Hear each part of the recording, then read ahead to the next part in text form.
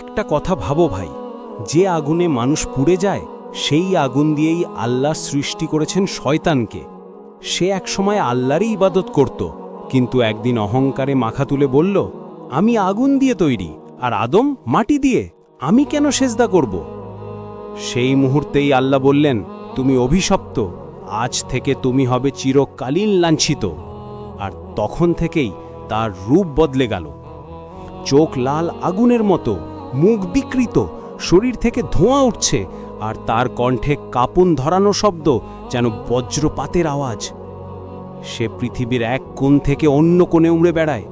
যেখানেই মানুষ নামাজ ভুলে যায়, জিকর বন্ধ করে, হারাম পথে হাঁটে, শয়তান ঠিক সেখানেই ফিসফিস করে বলে, চলো মজা করো, আল্লাহ দেখছেন না। কিন্তু ভাই, আল্লাহ দেখছেন। তুমি একবার বললেই, আউযুবিল্লাহি মিনাশ শাইতানির রাজিম, তার আগুন নিভে যায়। সে আর্তচিৎকার করে পালিয়ে যায়, যেভাবে আগুনের সামনে হাতি পালিয়ে যায়। তাই ভাই, ভুলে যেও না, শয়তান আগুনের, আমরা মাটির, কিন্তু মাটির এক সেজদা আগুনের সব অহংকার পুড়িয়ে দেয়। আল্লাহ আমাদের সবাইকে শয়তানের কুমন্ত্রণা থেকে রক্ষা করুন, আমিন। ভিডিওটা মনে লাগলে শুধু লাইক নয়, একবার ভাবো, আল্লাহ তোমার দিকে তাকিয়ে আছেন।